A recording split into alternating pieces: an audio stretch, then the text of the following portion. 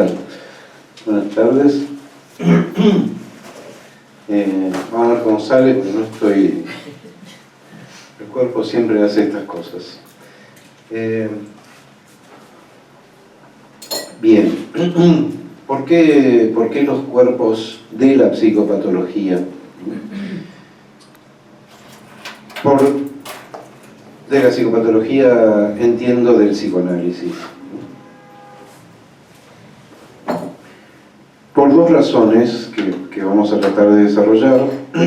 La primera es que hay cuerpo en el psicoanálisis. Que el psicoanálisis es una práctica no del cuerpo, porque no es una técnica corporal, es una práctica que se realiza, dice Lacan, enteramente en palabras, aunque sabemos muy bien que no se restringe a las palabras, pero que no deja de ser una práctica con cuerpo, que incluye el cuerpo, que le da algún tipo de lugar y de participación, en tanto y en cuanto no hay síntoma que no afecte al cuerpo, de una manera o de otra. Y el segundo punto es porque ese cuerpo no es único, no es uno solo. Ese cuerpo se va a presentar de distintas maneras, en tanto la psicopatología nos enseña que hay tipos de síntomas y que hay mecanismos de formación de síntomas que determinan a su vez para el psicoanálisis distintos modos de estructurarse un sujeto. O sea que para la psicopatología, por eso aclaré del psicoanálisis, en tanto no se trata solamente de una descripción o de un agrupamiento de síntomas, sino de la pregunta freudiana fundamental acerca del mecanismo de la formación de síntomas. Pregunta que deriva justamente en esto, en que hay modos de estructuración de un sujeto. En tanto y en cuanto para el psicoanálisis, el síntoma no es solamente una forma de falla o de anormalidad o de desviación, que es la manera en que la medicina y la psiquiatría consideran habitualmente el síntoma. No se trata de algo que hay que entonces arreglar y volver a una normalidad de manera puramente normativa, para la redundancia, sino que el síntoma dice, el síntoma es un modo de decir, que el síntoma tiene que ver además no tanto con lo que falla, sino con cómo se dice una verdad para cada cual. Y que entonces, si bien hay tipos de síntomas, y eso nos habilita a pensar estructuras, modos, cuadros clínicos, etc., también hay una singularidad para cada uno de esos tipos, o mejor dicho, cada tipo puede presentarse, o se presenta de hecho, de manera estrictamente singular. Esas diferencias de estructuración subjetiva nos llevan a plantear que justamente hay un sujeto, en tanto el sujeto es aquel que responde. O sea, la pregunta es, ¿qué es un sujeto? ¿Qué es el sujeto para el psicoanálisis? No es la persona, no es el sujeto del derecho, es un sujeto dividido, es un sujeto que aparece en tensión, que aparece partido, que aparece en falta, y que fundamentalmente es aquel que responde ¿a qué? A una interpelación que viene de un otro. El sujeto es aquel que tiene que responder, o aquello que se constituye en ese intento de responder a una interpelación que viene de un otro. Lo que la psicopatología nos muestra es que hay distintos modos en que ese sujeto puede constituirse. Quiere decir que hay distintos modos en que eso que llamamos sujeto puede quedar ubicado en relación. Yo lo ubico a tres coordenadas, fundamentalmente. Al lenguaje, al cuerpo y al tiempo.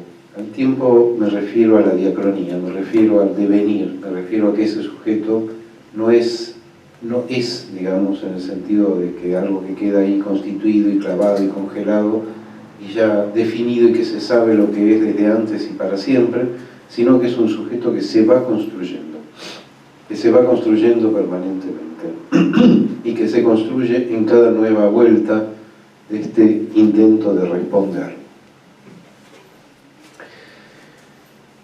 En tanto hay... O sea, que no es sino que es un siendo.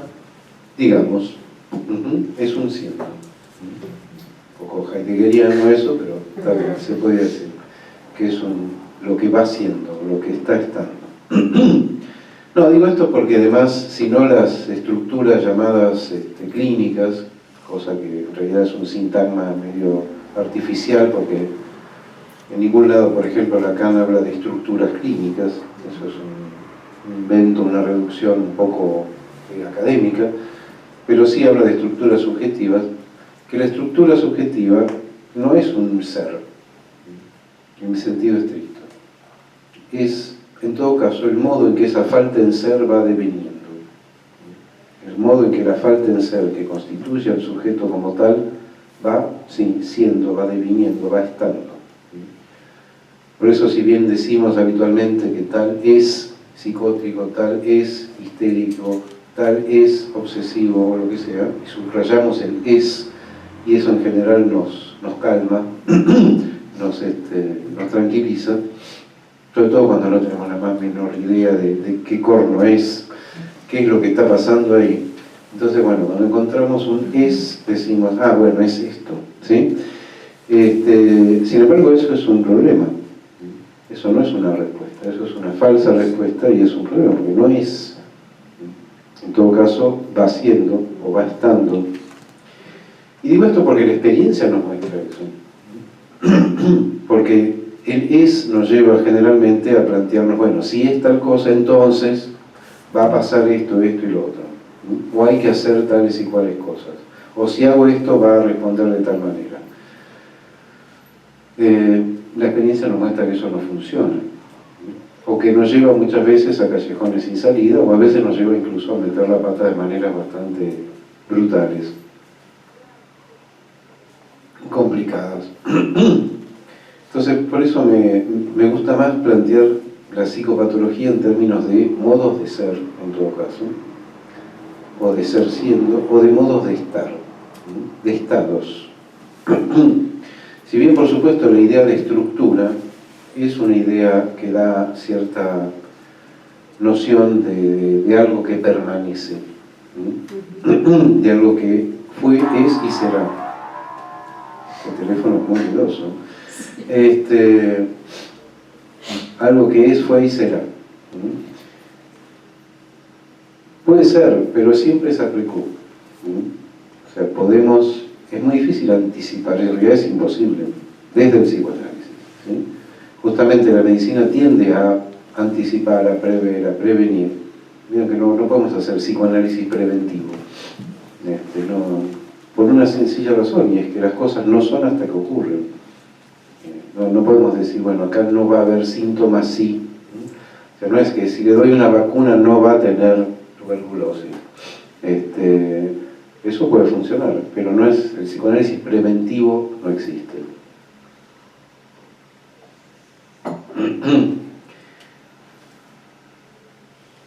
El asunto es que en tanto hay tipos de síntomas y hay modos de estructuración subjetiva, también hay modos del cuerpo. Y eso es lo que me interesa más desarrollar hoy. ¿Qué quiere decir esto? Vuelvo al principio. ¿Por qué digo que el psicoanálisis es una práctica con cuerpo? Insisto, no es del cuerpo, no es una técnica corporal, no es yoga, ni gimnasia, ni no sé, tantas cosas, tantas técnicas que hay hoy en día de relajación o de... Bueno, no, más bien los psicoanalistas durante mucho tiempo trataron de esquivar eso y de huirle a eso. Y se llegó incluso a una especie de postura opuesta y un poco extrema y absurda, que es pensar que el cuerpo no tenía nada que ver con el psicoanálisis. Que el cuerpo era una cuestión de la medicina, que el cuerpo era una cuestión o de otras prácticas, no sé, pero que el psicoanálisis era una cosa que era por la palabra. Y sí, efectivamente, como dije, es por la palabra, pero hay un dato interesante, y es que lo primero que Freud va a descubrir, incluso antes de descubrir que hay un inconsciente, es que hay un cuerpo que la medicina desconoce. Antes de que Freud tuviera una noción más o menos clara de qué es el inconsciente, hay un texto que seguramente conocen, de 1894, donde Freud, por encargo de Charcot, se dedica a encontrar las diferencias, o lo que puede diferenciar, a las parálisis motrices de causa orgánica y las parálisis motrices que se le atribuyen a la histeria. Charcot le había encargado ese trabajo de investigación a Freud en el momento en que Freud estuvo haciendo su pasantía en la Salpêtrière, pero eso había pasado 10 años atrás. Es muy interesante ese texto, para mí es un texto fundacional, porque es muy curioso cómo Freud, utilizando el método de la medicina, rompe con la medicina. Cómo, apelando a los argumentos a los que hubiera apelado el propio Charcot, mata a Charcot. Yo digo que es un texto donde se asesina al padre. Es muy interesante, o sea, es como matar al padre, como valerse del padre para ir más lejos que él. Porque el método que Freud utiliza en ese texto es el método médico. O sea, lo que hace es, primero, describe las parálisis histéricas, después describe las parálisis orgánicas, las divide en las parálisis orgánicas centrales y espinales, periferoespinales, da las características de cada una, compara las parálisis histéricas y llega a la conclusión de que las parálisis histéricas son más parecidas a las parálisis centrales, o sea, las parálisis cerebrales, que tienen su origen en la corteza cerebral, una lesión en la corteza, y empieza a partir de ahí a encontrar las diferencias, a buscar las diferencias. Y después de ubicar algunas diferencias menores, va a encontrar cuál es la diferencia clave, cuál es la diferencia central, y esa diferencia central ¿en qué consiste? En que las parálisis histéricas, dice Freud, se comportan como si la anatomía no existiese. ¿Qué quiere decir? Quiere decir que si hay una lesión en la corteza cerebral, según el lugar donde se realice la lesión, va a ser el territorio afectado del cuerpo por esa lesión, o sea, el territorio que va a caer bajo la parálisis. Esto implica una relación unívoca, una relación de punto a punto. A tal punto de la corteza cerebral corresponde tal punto del cuerpo y como decía, un territorio claramente delimitado según el lugar de la lesión. En cambio, Freud lo que constata es que las parálisis histéricas no responden a ese modelo. No se dibujan en el cuerpo, digamos, no se recortan en el cuerpo según este modo de representación punto a punto entre la corteza cerebral y la musculatura. Entonces Freud dice, no puede haber ahí entonces una lesión orgánica. Y esto es fundamental porque esa era la hipótesis de Charcot. Charcot decía que aunque fuera una lesión funcional o una lesión mínima, o sea, algo que no era observable en la anatomía patológica, pero que sí tenía que estar presente de alguna manera algún tipo de alteración orgánica en las lesiones, en las parálisis histéricas también. Y Freud dice, esto no es posible, porque hay una sola anatomía verdadera, dice. Por eso digo que usan los argumentos neurológicos para destruir la hipótesis neurológica, acabar con ella. Solo hay una anatomía verdadera, y si esa anatomía no es respetada, quiere decir que la lesión no está en la anatomía. Las parálisis histéricas se comportan como si la anatomía no existiese, desconocen la anatomía. Lo interesante de ese texto es que Freud no se detiene en esta conclusión, que ya es de por sí decisiva, sino que sigue preguntándose, y ahí es lo que iba antes de que la pregunta de Freud es por el mecanismo de la formación de síntomas. Se pregunta, bueno, ¿y si no es una lesión orgánica, a qué se debe? No es una cuestión neuronal. ¿Qué es lo que está alterado ahí? Algo tiene que estar mal para que haya un síntoma. Y dice que entonces hay que cambiar de registro, que hay que pasar y hay que incluir la dimensión de lo psicológico, que ya no se puede pensar solo desde la neurología, sino que hay que pensar lo psicológico. ¿Y qué es lo psicológico? Es interesante esto, ¿no? ¿Qué es el psiquismo para Freud? ¿Qué es lo psíquico en esa época y qué es lo psíquico para Freud? ¿Qué supone? Porque todavía no está el inconsciente, todavía no... Pero ahí no tiene que ver con las representaciones. Exactamente. Para lo que... Porque en realidad después es lo que dice, porque la representación, por ejemplo, de la mano, lo que es... Exactamente. Lo psíquico, lo psicológico, es lo que tiene que ver con la economía de las representaciones, la dinámica y la economía de las representaciones, que es una noción muy de la época, y es una noción que en realidad viene de la neurología también. Es interesante. O sea, tiene que ver con la psicología asociacionista, tiene que ver con que era una de las escuelas de psicología más fuertes en ese momento.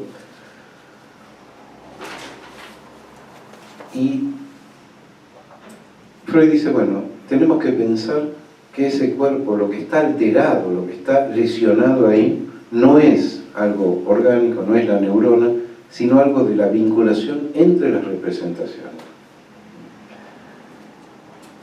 Con lo cual está diciendo, muy tempranamente, que el cuerpo es un cuerpo hecho de representaciones. Que el cuerpo es la representación del cuerpo. Pero con un agregado, que además esas representaciones tienen un valor afectivo. Están investidas de un valor afectivo. Y que según cuál sea ese valor afectivo, ese cuerpo va a poder alterarse de diversas maneras. Y da un ejemplo que es, a mí siempre me pareció muy simpático, por lo simple y a la vez por lo profundísimo que es. El ejemplo es, dice, es como una especie de chiste además, ¿no? Y del saber vulgar, que es un súbdito que se encuentra con su soberano, con su rey, y el rey le da la mano. Y el súbdito dice, esta mano no me la lavo más, ¿no? Esta mano queda fuera, dice Freud, del círculo de representaciones del cuerpo. Y compara eso con lo que podría pasar en una parálisis histérica. Como algunas representaciones, algunas partes, o algunas representaciones de algunas partes del cuerpo, pueden quedar aparte, pueden quedar excluidas, pueden pasar a formar otro círculo de representaciones. ¿A partir de qué? A partir de que son investidas de un valor afectivo particular, que viene del otro, además. Porque en el ejemplo el que es el otro, el que toca al cuerpo, el que marca al cuerpo de ese sujeto, que a partir de ahí es otro cuerpo, se altera, se cambia.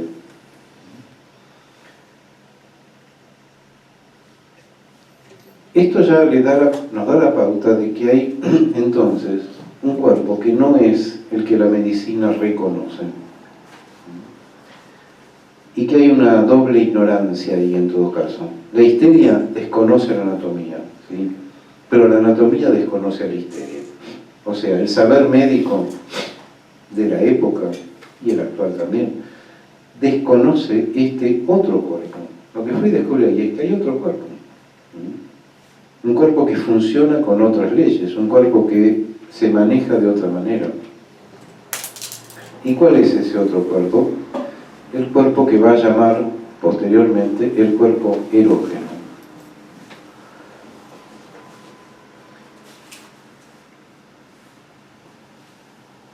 Un cuerpo,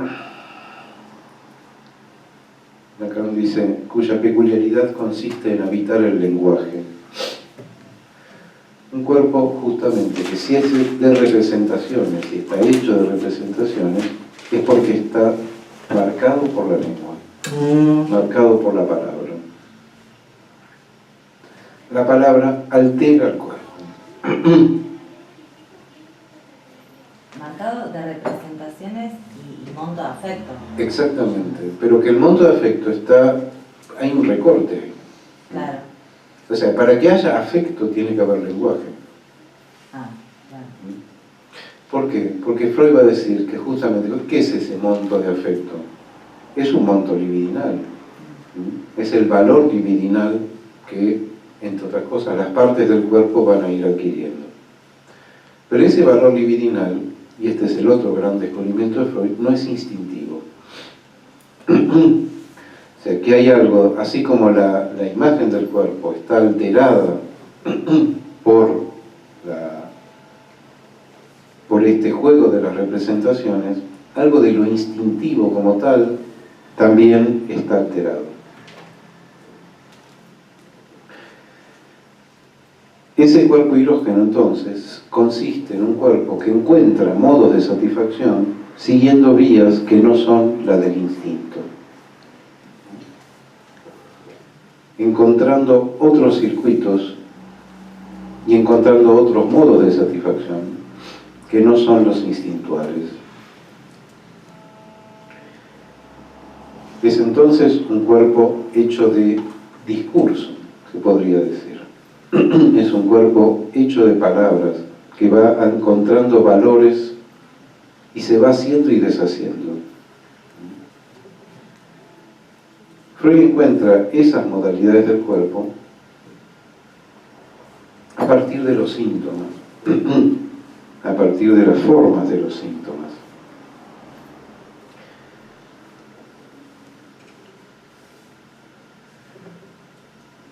Y distinguiendo además que según los tipos de síntomas, el tipo de cuerpo que aparece ahí es distinto.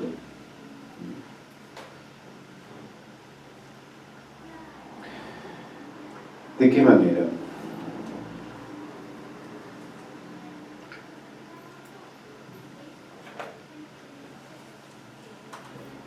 Por ahora vamos a seguir freudianos.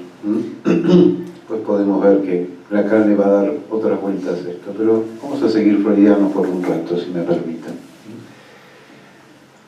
Freud va a encontrar, va a armar una primera nosología, una primera clasificación o distinción de cuadros clínicos entre lo que él llamó las neuropsicosis de defensa y las neurosis simples, o lo que después va a llamar las neurosis actuales. Justamente las neuropsicosis no son neuropsicosis porque sean psicóticas en el sentido que le damos hoy, sino porque hay intervención de lo psico, o sea, de las representaciones. Esa distinción que hace Freud es fundamental porque él dice, son las dos, tanto las neuropsicosis de defensa como las neurosis actuales, tienen etiología sexual. Este deslizamiento del valor afectivo al valor libidinal que tiene el cuerpo. Ambas tienen una etiología sexual. ¿Qué quiere decir eso? Quiere decir que Freud consideraba que la sexualidad en lo humano es un problema. Dice en algún lugar, va a decir más adelante, es una noxa, es algo que altera, algo que puede ser incluso tóxico. Freud iba a hablar de eso, del valor tóxico de la sexualidad.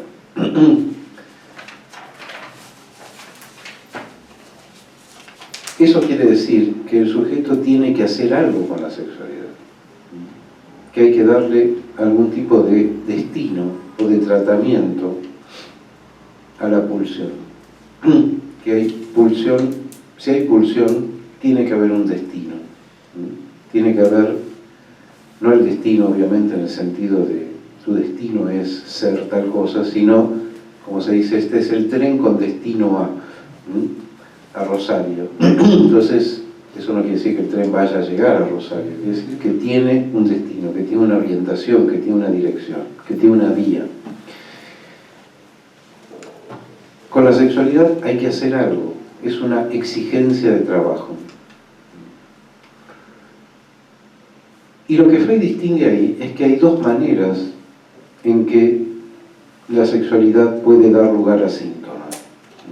No es que unos sean sexuales y otros no, esto es fundamental, sino que son dos circuitos, dos modos, dos recorridos diferentes que pueden dar lugar a los síntomas. Y eso se basa en una teoría de la sexualidad que Freud tiene en ese momento, y que me parece que ahí podemos encontrar lo que yo llamo los dos cuerpos de Freud. O sea, dos modos de presentarse el cuerpo en la clínica, que son los que primero Freud va a describir. Y que tienen que ver con un esquema muy simple que hace Freud ya en las cartas a Fries, en una carta que queda después publicada, que se va a recoger como el manuscrito G, donde Freud plantea su teoría sexual, que después va a reproducir de otra manera en el texto, por ejemplo, La neurosis de angustia, pero en muchos otros lugares, donde hace este esquema muy simple con dos ejes cartesianos que dividen. El eje vertical divide el yo del no yo, o sea, interior y exterior. Y el eje horizontal divide lo psico de lo somático. Más clásico y más cartesiano que esto, imposible. ¿Sí? La división mente-cuerpo, la división interno-externo. Acá también Freud hace algo que es agarrar los elementos del padre para acabar con él. Porque si algo va a alterar Freud es esta antinomia cartesiana que ubica el cuerpo en la extensión y dice que el pensamiento es, la sustancia pensante es lo que fundamenta el ser. ¿Sí? Y reduce al cuerpo o excluye, digamos, al cuerpo en la extensión, en lo que es engañoso, en lo que es de alguna manera descartable. ¿Qué dice Freud? Dice, ¿cómo funciona la sexualidad? Hay un órgano efector que está en lo somático. Para Freud el origen de la pulsión es somática, la fuente de la pulsión es somática. Esto lo va a decir después en Pulsiones y Destinos, ¿sí? Cuando él habla los 4 elementos de la pulsión. Que es interesante, porque Freud dice que la pulsión, la fuente es somática, pero que de eso no sabemos nada. Y que ese origen es oscuro, y que en realidad no nos interesa saber. Lo que sabemos es que eso está ahí. ¿Y en qué consiste para Freud eso que da origen o que genera algo de la sexualidad? En que eso genera tensión. Una tensión creciente que se va acumulando y que va creciendo hasta que en algún momento cruza esta barrera. Entre lo psíquico y lo somático Freud ubica un límite. Fíjense que después, justamente en Pulsiones y Destinos, una de las definiciones de pulsión es esa, el concepto límite entre lo psíquico y lo somático. Y acá también ubica ese límite que en algún momento dice se franquea. ¿Para qué? Para que esa pulsión sea ligada o se ligue a lo psíquico. ¿Y qué es lo psíquico? Como decíamos antes, representaciones, pero una red de representaciones. O sea, representaciones conectadas entre sí de diversas maneras. A esta tensión, Freud la llama tensión sexual somática, que tiene su propio poder y su propia autonomía. Cuando esto se liga a las representaciones, dice Freud, se convierte en tensión sexual psíquica. Y recién ahí, eso va afuera, sale al afuera, a la búsqueda de ¿qué? De un objeto. Pero recién ahí, o sea, cuando pasa o se liga o se procesa a través de lo psíquico, va a la búsqueda de un objeto. Cuando ese objeto se encuentra, o lo más parecido que se pueda a un objeto, se encuentra, dice Freud, eso tiene que ser ubicado en posición favorable, por lo menos así lo traduce Echeverry, que quiere decir que ese objeto tiene que tener también su parte somática. O sea, acá se trata de un objeto en el territorio de lo psíquico, o sea, de la representación del objeto. Pero ese objeto, dice Freud, hay que ubicarlo en posición favorable, o sea, hay que darle cuerpo de alguna manera, y recién ahí entonces puede realizarse la acción específica que cierre de alguna manera o daría satisfacción a ese aumento de la tensión y permitiría la descarga de esa tensión, lo cual a su vez es informado a lo psíquico para que, bueno, se da algo ahí. Esto puede parecer un esquema de arco reflejo común y corriente, ¿no? O sea, un eje cartesiano, psíquico y somático, arco reflejo, estímulo-respuesta. No hay nada demasiado raro ahí. Sin embargo, hay varias cosas que son muy llamativas.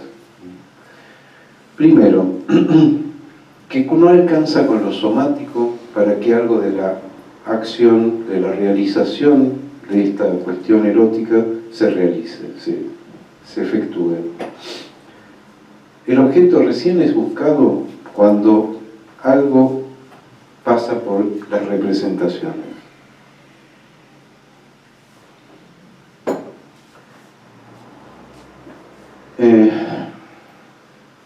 Segundo, ese objeto, como les decía, tiene que tener cuerpo. No alcanza con que sea un objeto puramente psíquico. Si el cuerpo está fuera, si está dentro, si forma parte del mismo, bueno, esto sabemos que Freud cada vez que quiere separar interno de externo entra en un barullo que termina enredándose. Pero en todo caso, que hay una escisión, o que hay dos escisiones. Pero además, lo más interesante de esto es cómo Freud usa esto para dar fundamento a su diferencia entre las neuropsicosis de defensa y las neurosis actuales. ¿Por qué? ¿Qué pasa en las neuropsicosis de defensa? ¿Cuál es el problema ahí? Porque primero las formulaciones de las neuropsicosis de defensa, ¿sí? 1894 también. ¿Cómo era eso? ¿Se acuerdan? ¿Cómo era esto?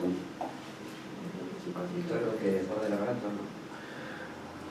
¿no? El punto es que, dice Freud, irrumpe una representación intolerable.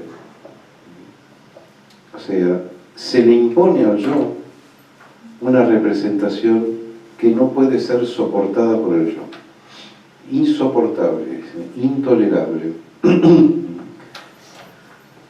De la cual el yo quisiera darla por non arrivé, dice Freud, o sea, el francés, queda elegante, ¿no? Se ve que le gustaba. Non arrivé quiere decir como por no existente. Sin embargo, no se puede hacer eso. O sea, la denegación, ahí está, sin hablar todavía de la Verneinung, pero está hablando de la Verneinung, esa desmentida no es realizable enteramente. Porque una vez que esto está planteado, no tiene vuelta atrás. Esto a mí me parece que es una cosa fundamental en la psicopatología freudiana, psicoanalítica. O sea, una vez que el problema se presenta, no se puede volver atrás. No se puede hacer de cuenta que eso no pasó. Eso está. Y hay que darle algún tratamiento. Por eso decía, hay que darle alguna respuesta. ¿Cuál es la respuesta posible? La respuesta, dice Freud, es restarle a esa representación insoportable su valor afectivo, o sea, su carga libidinal, dirá después, y a partir de ahí eso puede tener diversos destinos. La representación como tal se reprime y el valor afectivo se desplaza, o sea, la carga libidinal se desplaza. Según donde se desplaza, como sabemos, van a ser las diferentes formas clínicas que eso va a tomar. Si se desplaza el cuerpo, va a dar una conversión histérica, pero no es al cuerpo en tanto tal, es a una representación del cuerpo. ¿Sí? O sea, Freud es muy claro en eso, no se va al cuerpo en cuanto al cuerpo orgánico biológico, ¿sí? Va a una representación del cuerpo que tiene algún tipo de relación asociativa con esa representación inconciliable o insoportable que ha sido reprimida.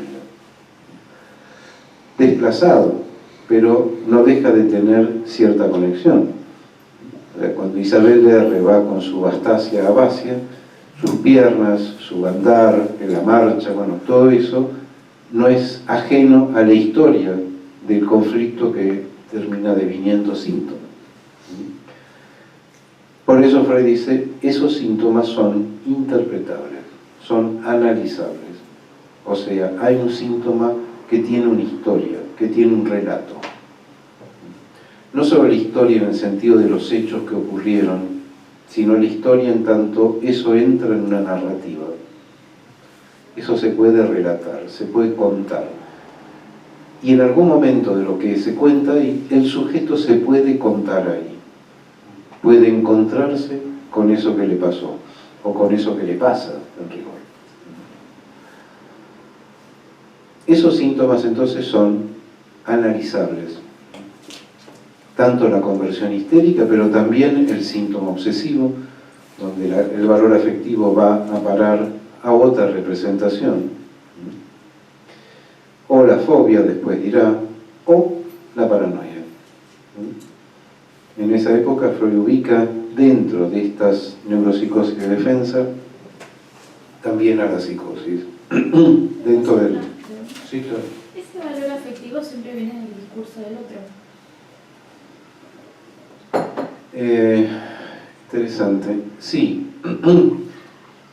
Aunque en rigor ese otro ahí es el cuerpo. Claro, estaba pensando, como vos dijiste antes, que siempre lo del cuerpo y viene la representación del valor afectivo del otro.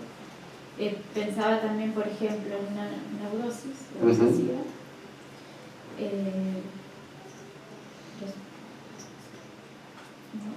No sé por qué el cuerpo ahí, por ejemplo. Bueno, eso es interesante. ¿El obsesivo tiene cuerpo? Me anticipo un poco a lo que iba a desarrollar después, ¿no? Pero ¿el obsesivo tiene cuerpo o es un puro pensar? Es la dominación constante, me parece que queda como... Sí, pero Freud hace un descubrimiento genial con la neurosis obsesiva. Y lo hace muy tempranamente, y con la paranoia. Él dice, se cree que el trastorno obsesivo, ¿no? Lo que sería la idea fija, la idea obsesiva, la representación obsesiva, es un problema del pensamiento, es un problema intelectual. Hoy diríamos un trastorno cognitivo. Y Freud dice, no lo es. No se puede pensar la neurosis obsesiva sin tener en cuenta la dimensión de los afectos. Dice en una nota al pie en El hombre de la rata. Pero ya lo dice también el manuscrito K.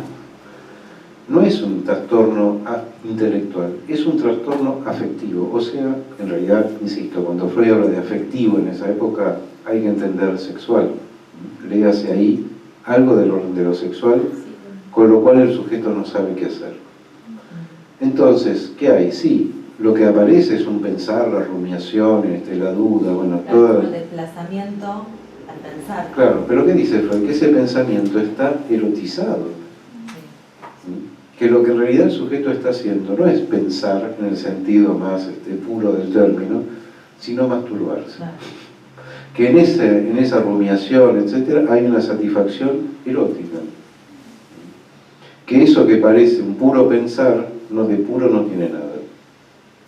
y que si de algo además se tiene que defender el obsesivo, y por eso la defensa obsesiva es tan frágil y tiene que estar todo el tiempo reforzándola y trabajando y luchando y peleándose con eso, es justamente porque hay algo del cuerpo que está ahí presente. Algo de lo pulsional o del cuerpo en ese sentido, que está ahí insistiendo permanentemente. De ese cuadro que hiciste, la tensión sexual somática. De lo que, en definitiva, sí, es esa exigencia de trabajo que la pulsión le plantea a lo psíquico. Pero no deja de estar en lo psíquico. La histeria, la neurosis obsesiva, la fobia, la paranoia, son todas cuestiones que están entre las representaciones.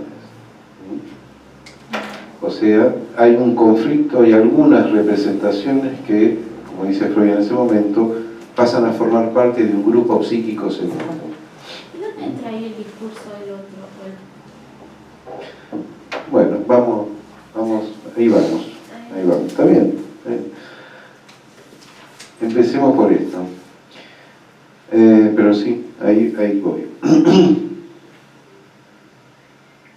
Pero podemos ya decir algo. ¿Dónde está el discurso del otro? ¿Qué es esa representación inconciliable? ¿De dónde viene? ¿Es el mismo yo? Freud dice, no, eso es ajeno al yo. Es un otro. ¿No? Freud no lo dice en esos términos, obviamente. Pero es muy interesante, porque es algo que se le impone al yo. Y no es que viene de un vecino. Viene del propio sujeto, pero el propio sujeto es otro. O sea, en Freud esta idea de que hay una separación, una escisión, un Spaltung, ya es eso lo que da pie a esta idea psicoanalítica del otro. O sea, cuando Lacan va a decir el inconsciente es el discurso del otro, es porque eso habla en el sujeto.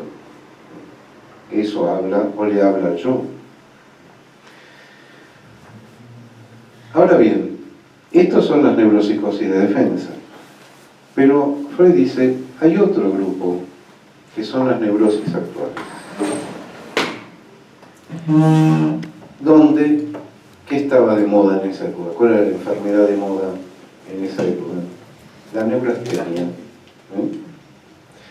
La neurastenia, que era como el ataque de pánico de ahora, más o menos. O sea, todo el mundo era neurasténico, estaba así, se diagnosticaba por todos lados. Y se atribuía, además digo de la enfermedad de moda, porque se atribuía esa enfermedad al mal de la época. Ya se hablaba, en 1880, de una época donde toda la serie de inventos y de cosas y de avances de la ciencia, etcétera, y la mayor población urbana, bueno, toda una serie de cosas, hacían que la vida se volviera una cosa tremendamente agitada, difícil y enloquecida. 1880, antes de nuestros abuelos. Ya era una vida insoportable. Lo cual es cierto, además, ¿sí? Si uno piensa cómo le cambia la vida a la gente en la fin del siglo XIX, con el ferrocarril, con el telégrafo, con la máquina de vapor, con las cámaras frigoríficas, con la electricidad, o sea, realmente es un cambio brutal. Tan o más brutal que el que tenemos hoy en día con internet y las comunicaciones y la cibernética. O sea que realmente hubo un cambio de paradigma en la vida de la gente. Y entonces un americano que se llamaba Bert describe este cuadro de la neurastenia, que quiere decir un agotamiento nervioso. O sea que justamente como las condiciones de vida son tan extremas y tan enloquecidas y tan apuradas, la gente se agota. Y esa neurastenia que da síntomas, sobre todo orgánicos. Síntomas que tenían que ver con malestar, bueno, por empezar por supuesto la debilidad, la astenia, pero también que es cosas como constipación, dolor de cabeza, malestar general, bueno, toda una serie de síntomas que tienen que ver con esto. Pero fundamentalmente este agotamiento nervioso. Y se atribuía también a un exceso de actividad masturbatoria. O sea, ahí es donde Freud piensa, bueno, esto tiene también una etiología sexual. Lo que Freud va a plantear a partir de ahí de su experiencia clínica es que no todo lo que se diagnostica como neurastenia es neurastenia. Que conviene, dice él, separar toda una serie de cuadros que se parecen pero que no son los mismos y que tienen que ver con algo que él llama neurosis de angustia. ¿Por qué? Porque el síntoma fundamental de esos cuadros clínicos es la angustia. ¿Cuáles son esos síntomas? La expectativa angustiada, el ataque de angustia, las dificultades para dormir, las fobias, cierto tipo de fobias, y especialmente lo que Freud llama ahí los equivalentes somáticos de la angustia, o sea, síntomas en el cuerpo, pero que Freud dice son equivalentes de la angustia, porque o se acompañan de angustia, o reemplazan incluso al sentimiento de angustia, al sentimiento angustiado. Síntomas que pueden abarcar además cualquier sistema o aparato del cuerpo. Síntomas digestivos, síntomas respiratorios, taquicardia, disnea, diarrea, sudoración, mareos, parestesias, etc. Que, como ustedes seguramente saben, hoy en día nadie se le ocurriría diagnosticar neurosis de angustia, pero todo ese cuadro sintomático, todo ese cortejo sintomático es lo que hoy se diagnostica como ataque de pánico. Si uno toma los 10 grupos sintomáticos de la neurosis de angustia y lee la descripción del DSM, del ataque de pánico, del trastorno de pánico, es prácticamente igual. Por supuesto, el DSM no tiene la teoría sexual que Freud plantea para la neurosis de angustia, porque lo más interesante de la neurosis de angustia no es solo la descripción, sino la idea que Freud tiene de por qué se produce. Porque la hipótesis freudiana es que la angustia, ¿qué es? Un modo de descarga de la libido, de la tensión sexual. Pero un modo de descarga de la tensión sexual somática. O sea, que se trata de una tensión sexual somática que no llega a lo psíquico. Como ustedes saben, Freud primero establece o supone una mala higiene sexual, ¿no? O sea, lo atribuye las neurosis de angustia a una mala práctica sexual. Entonces se pone a describir quiénes caerían bajo esa mala práctica sexual.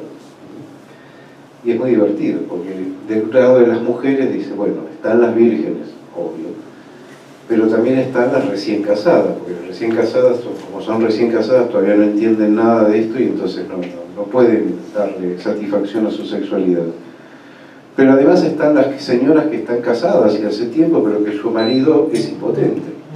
O las señoras que están casadas hace tiempo y tienen un marido que es potente, pero no tiene miramiento por la satisfacción de la mujer. O un marido que está casado hace tiempo, que el marido es potente, qué sé yo, pero practica el coitus interruptus.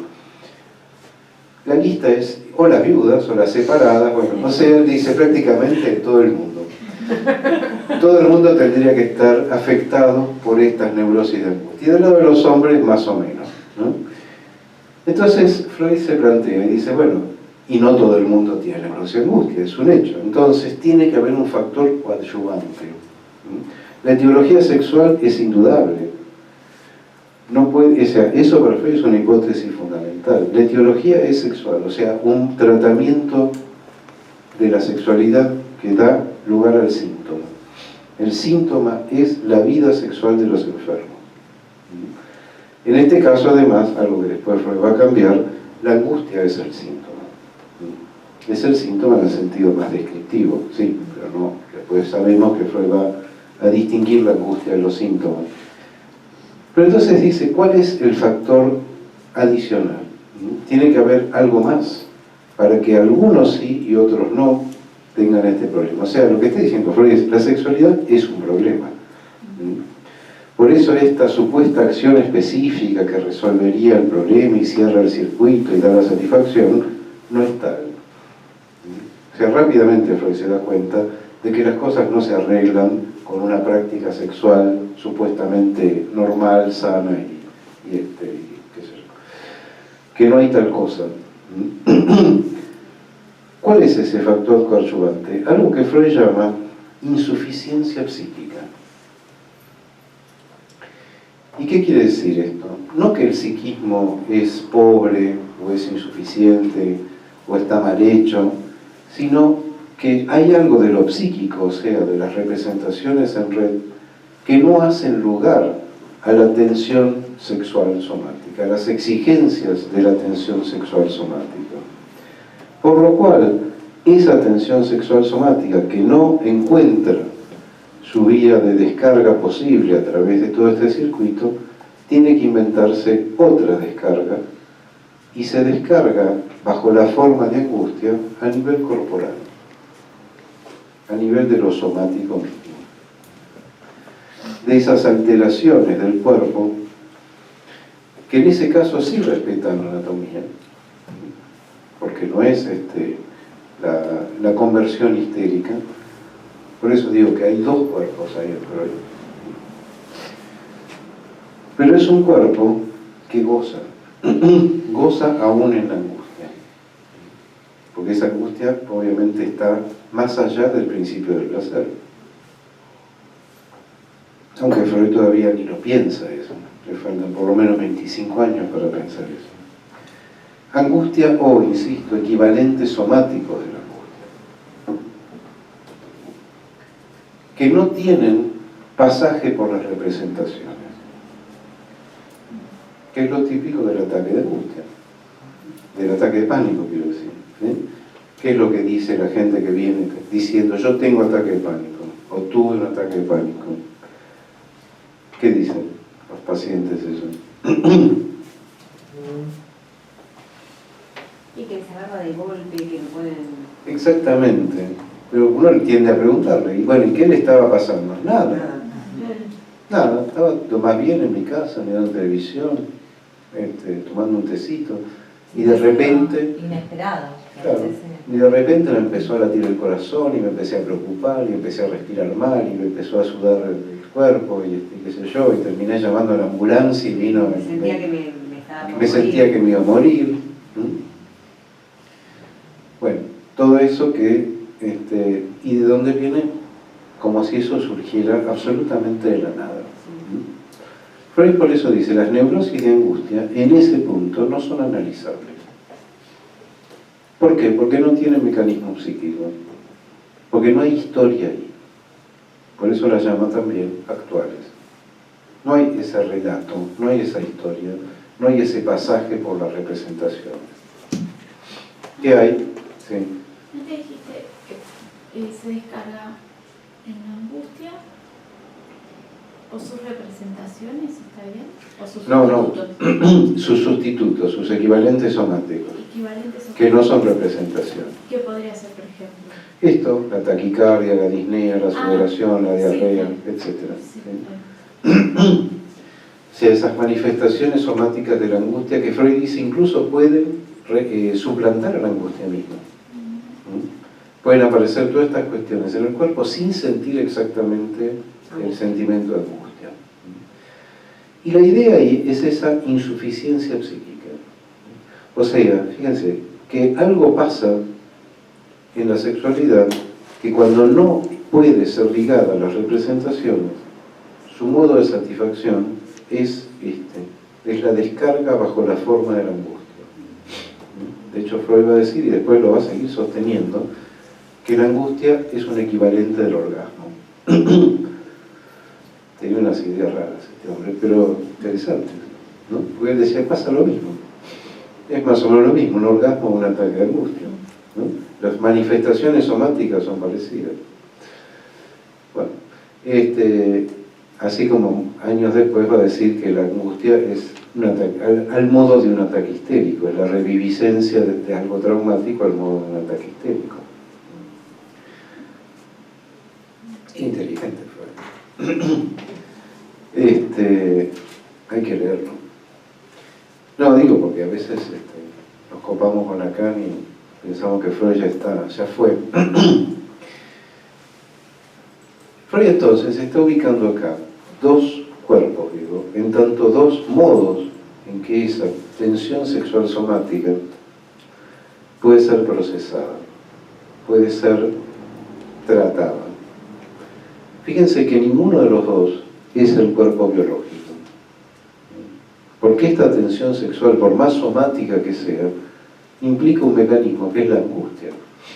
Cosa que a los animales no les pasa. Los animales no se vuelven locos. Los animales no se angustian. O sea, el instinto no enloquece. El animal puede tener miedo, puede tener pánico, puede tener terror, pero no se angustia. Esto del miedo sin objeto, que es una de las definiciones de la angustia, eso no está en lo... Esto es humano. Entonces, ninguno de estos cuerpos es el biológico en el sentido del cuerpo de la medicina. Son dos derivas del cuerpo tomado por la cultura, tomado por el lenguaje. Pero hay algo más. Freud dice que a veces los síntomas de la neurosis de angustia pueden persistir, pueden sostenerse en el tiempo. Porque si no son analizables, ¿cuál es el tratamiento para los síntomas de la neurosis de angustia? Medidas higiénicas. Enseñarle a la gente que no señora, no haga el coitus interruptus o espere que su mujer, bueno, ese tipo de consejos. Sin embargo, Freud dice que a pesar de eso, a veces los síntomas persisten. Eso por un lado. Pero además, Freud va a descubrir que en los síntomas de la neuropsicosis de defensa hay siempre eso que en un historial de Dora Freud llama la solicitación somática. O sea, algo del cuerpo que no es ese cuerpo de representaciones, algo del cuerpo que hace de núcleo, de punto de apoyo para el síntoma. ¿Se acuerdan que la tos de Dora, la afonía, etcétera? Todo eso para Freud tiene algo que ver con la oralidad, pero que es ese cosquilleo en la garganta o que es esa sensación que no tiene en sí mismo ninguna significación, que no está ligada con ninguna otra cosa. Freud piensa así, y esto me parece que es la idea más fructífera y más interesante, que lo que hay son neurosis mixtas, y que en rigor toda neurosis lo es. ¿Y qué quiere decir neurosis mixta? Él dice que en todo síntoma psiconeurótico que le asemeja a una perla, hay un grano de arena, que es un grano de arena de neurosis actual. Esto lo va a decir en textos ulteriores, pero también ya lo dice ahí en Neuropsicosis de Defensa, nuevas puntualizaciones sobre Neuropsicosis de Defensa, hacia el final del capítulo de histeria, del apartado de la histeria. Todo síntoma psiconeurótico tiene un núcleo, un grano de arena de neurosis actual. Y además, si un síntoma de neurosis actual se perpetúa en el tiempo, persiste en el tiempo, eso no puede ser, dice Freud, sino debido al influjo de los traumas y de los traumas infantiles. O sea que, en definitiva, los síntomas no pueden ser solamente debido a una mala higiene o a una mala práctica sexual. Cosa que Freud además va a decir y va a repetir muchas veces. Han leído el artículo seguramente de Psicoanálisis Silvestre. Es muy interesante ese texto. ¿Se acuerdan que es que una señora que tiene una serie de síntomas que son, digamos, uno diría, de neurosis actual, va a ver a un médico en Berlín y este médico le dice: ¿y usted está casada? No, yo soy viuda o separada, no me acuerdo, y no tengo vida sexual. Ah, es eso. Ese es el problema. ¿Y dónde saca usted que ese es el problema? No, lo dice el profesor Freud de Viena. ¿Qué dice? No, que si las mujeres no tienen vida sexual empiezan a hacer estos síntomas. Lo que usted tiene que hacer es conseguirse un amante o, bueno, practicar la masturbación o algo, señora. Parece que esta señora no se quedó muy contenta con esa respuesta, más bien quedó bastante ofuscada. Y entonces fue a verlo a Freud. O sea, conocía a una señora que lo conocía, o qué sé yo, y lo va a ver a Freud. Y le cuenta esto. Y Freud se pone tan mal, se indigna tanto ante esto, que escribe un artículo. Porque él dice, de ninguna manera el psicoanálisis propone que las cosas se arreglan cogiendo, para decirlo rápido. Porque si las cosas se arreglaran cogiendo, no habría psicoanálisis. Habría que enseñarle a la gente higiene sexual y listo. O técnicas sexo-eróticas. No, dice, por más que haya una vida sexual, entre comillas, normal y natural, eso no resuelve el problema. El problema pasa por otra parte. El problema pasa por esos traumas sexuales infantiles, o las fantasías ligadas a los traumas sexuales infantiles, o los conflictos ligados a las fantasías ligadas a los traumas sexuales infantiles. Porque la idea fuerte en Freud es esta, que hay escisión porque hay conflicto, y hay conflicto porque hay escisión. Y ahí está el otro, sin decirlo así. Pero hay conflicto en tanto el sujeto no es uno, en tanto el aparato no es uno, no es único, no es individuo.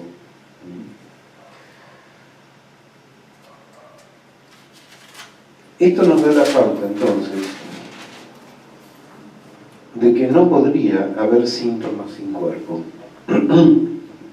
pero que el cuerpo no aparece siempre de la misma manera. Porque estos síntomas, efectivamente, de las neurosis de angustia o de las neurosis actuales, no son, en principio, equivalentes a los síntomas que se constituyen a partir del choque o del conflicto entre representaciones. Esto me lleva a mí a plantear que hay enfermedades que hablan y otras que no hablan. Enfermedades que podemos llamar de cuerpos dichos, donde el cuerpo puede ausentarse en el decir, y enfermedades que yo llamo de cuerpo presente, donde el cuerpo parece que no es excluible de la escena, que no se puede diluir o disolver en lo que el paciente va, o en el que el analizante va diciendo a partir de sus síntomas. Lacan dice eso, ¿no? Dice en Intervención sobre la transferencia, que Freud nos enseña que hay enfermedades que hablan. Y efectivamente, esto es lo que Freud descubre, ¿no? Que esos síntomas, aunque sean corporales, o aunque aparezcan en el cuerpo, esos síntomas hablan. Yo no sé si el cuerpo habla como tal, ¿no? Pero el cuerpo hace hablar. El cuerpo en realidad, para mi gusto, es bastante más mudo que otra cosa, pero hace hablar. Es causa de un decir, y hace hablar de este modo, hace que se pueda armar una historia, que es uno de los modos en que el análisis opera, donde alguien que va y le dice, bueno, hable, diga lo que se le ocurra, ¿no? Y eso va armando una historia, un relato, por supuesto no un relato ordenado, prolijo y acotado, sino algo donde se va armando fragmentariamente, de retazos, de vueltas, etc. Algo donde en algún momento un sujeto y un objeto quedan recortados allí, o irán quedando recortados allí. Pero están estas otras enfermedades que no hablan. Estas, que digo yo, de cuerpo presente, que se presentan justamente a través de un cuerpo más bien médico, más bien nombrado y pensado desde la medicina. Un cuerpo medible, un cuerpo lleno de cifras y de datos, donde no se sabe quién habla de eso. ¿Sí? Perdón, pero me quedé trabada ahí. ¿Qué hace que la tensión sexual somática vos dijiste que era la insuficiencia psíquica, la que podía pasar a la tensión sexual psíquica o no. Pero, ¿qué varía, por ejemplo, entre dos sujetos? Que ¿de qué depende esa insuficiencia psíquica? Bien, Freud dice ahí, después lo vamos a retomar. Freud dice ahí que no es, por eso decía, no es un psiquismo insuficiente en el sentido de un psiquismo mal hecho, defectuoso o deficitario, sino de que alguien no puede hacer lugar. Él lo dice así, ¿no? Bueno, alguien está o con mucha sobrecarga de trabajo, o está con una enfermedad, o cuidando a un familiar enfermo, o sea, como que su atención tiene que estar puesta en otra cosa. Y entonces no puede hacer lugar a eso a lo que le pasa. Exactamente. Queda, bueno, me parece que esto tiene otras derivas. ¿Qué pasa con el otro? Me quedo con esa pregunta. Arranquemos por ahí. Lacan también va a hablar del cuerpo, tanto o más que Freud. De hecho, creo que prácticamente no hay escrito, seminario, cosa que Lacan no leamos, donde algún tipo de referencia al cuerpo haya. No haya, quiero decir. Es notable cómo además uno puede seguir, hay una línea, hay como por lo menos una serie de pasos en los que Lacan, a través de los que Lacan va ubicando la cuestión del cuerpo como una cuestión propia de la práctica analítica, ¿no? Con mucha más contundencia y mucha más especificidad de lo que el propio Freud hace. O sea, en Freud es casi un supuesto el cuerpo, está de hecho, no se pregunta demasiado, sí por la imagen del cuerpo, por alguna de estas cuestiones, pero una vez que Freud se mete con la sexualidad, bueno, que es su manera de hacer un cuerpo distinto, hacer un cuerpo otro. Pero Lacan, como viene además de la psicosis, la experiencia del cuerpo en la psicosis es distinta. Y eso también muestra otras dimensiones del cuerpo. Y bueno, y de hecho es Lacan el que va a plantear y va a formalizar toda esta cuestión de la imagen del cuerpo, de las condiciones de su constitución y de su economía, de su dialéctica. Pero lo interesante de Lacan es que además de eso, de que el cuerpo es imaginario, es justamente como a medida que su enseñanza va avanzando, aparece que el cuerpo es simbólico y que el cuerpo es real. O mejor dicho, que hay un cuerpo de lo imaginario, un cuerpo de lo simbólico y un cuerpo de lo real. Que en Lacan entonces se trata de estas tres dimensiones del cuerpo y de las maneras en que esto se anuda, se realiza en la clínica, y que me parece que también nos lleva a pensar y nos ayuda a pensar algunas cuestiones de la psicopatología. Un poquito más de esto. Lacan va a decir en el seminario en la lógica del fantasma, que es un seminario donde en varias clases se dedica especialmente además a la cuestión del cuerpo en relación al goce, que el cuerpo es el otro, que, o mejor dicho, en realidad dice el otro con mayúscula, es el cuerpo. Lo dice medio irónicamente, un poco así al estilo Lacan, cuando parece que se burla un poco de todos nosotros. Y si ustedes creen que cuando yo hablo del cuerpo hablo del espíritu, que hablo de no sé qué cosa, dice no, se equivocan totalmente. Cuando yo hablo del cuerpo, hablo del otro. El otro es el cuerpo. Y habla del cuerpo como nuestra pura presencia de cuerpo animal. Y del cuerpo como ese lugar donde se inscriben las marcas del otro. Donde el otro deja su marca o su gesto de amor, dicen. Donde el cuerpo es entonces esa imagen a través de la cual nos vinculamos y nos desvinculamos al mismo tiempo de eso que llamamos mi cuerpo. O sea, a partir de esto, del psicoanálisis, decir mi cuerpo es problemático. ¿Cuál es mi cuerpo? ¿Cómo sé cuál es mi cuerpo? ¿Cómo sé hasta dónde llega? Por eso digo, lo del cuerpo del derecho es relativo, porque el derecho dice, bueno, yo tengo derecho sobre mí, nadie puede tener derecho sobre mi cuerpo es mío, yo con mi cuerpo hago lo que quiere, nadie puede hacer lo que quiera con él. Eso de que yo hago con mi cuerpo lo que quiero tiene sus límites también. Ustedes saben que si yo quiero vender un órgano, no puedo. Puedo, pero es un delito. Si yo pongo en Mercado Libre que tengo un riñón para vender, o tengo medio hígado en buen estado, eso es un delito. O sea, yo no puedo disponer de mi cuerpo para eso. Por supuesto puedo donarle un riñón a alguien, sí, eso puedo hacerlo, pero no puedo venderlo. Está prohibido por la ley, expresamente prohibido por la ley. O sea que hay ciertas cosas, bueno, el aborto es un hecho palpable, que está penalizado ese tipo de disposición sobre el cuerpo. Esperemos que dentro de poco deje de estarlo, pero en este momento lo está. O sea que no, ya incluso desde el derecho hay algo de que yo no puedo hacer con mi cuerpo lo que se me ocurre.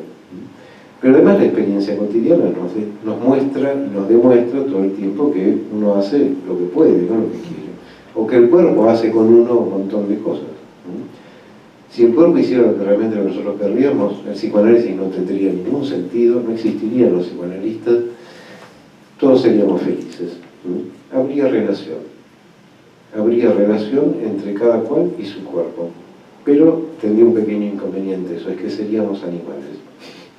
Los animales no tienen problema con su cuerpo.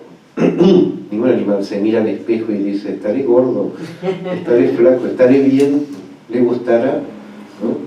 O después de haber estado con su partener, dice, ¿habrá quedado bien? ¿Se habrá quedado mal?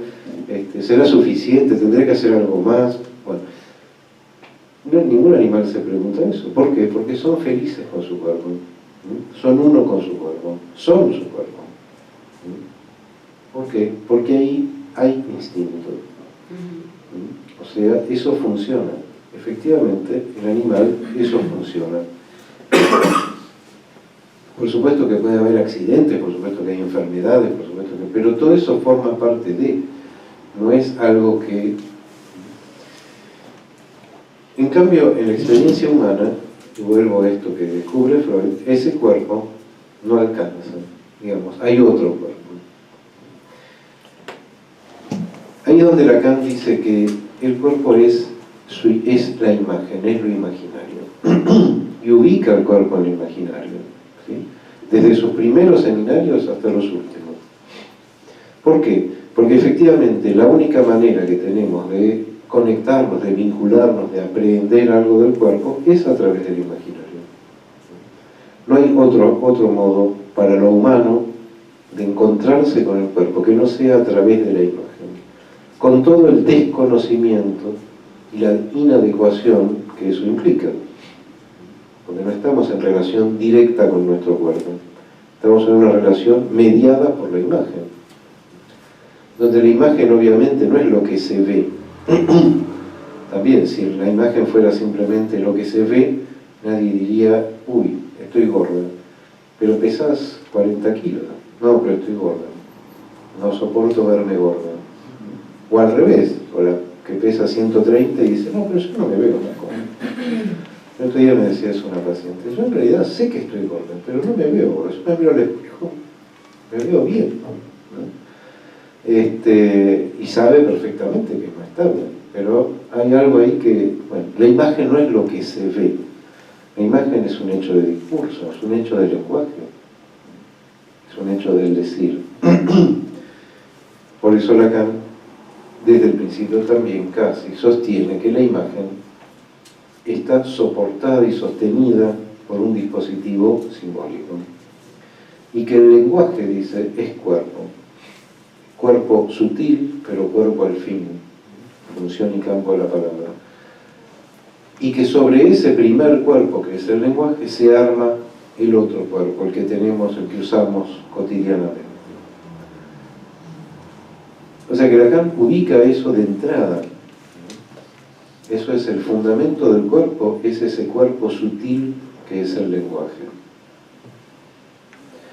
De donde uno podría pensar que así como cada cual se hace un cuerpo, o sea, no se nace con un cuerpo, sino que ese cuerpo se hace, también uno se hace al lenguaje.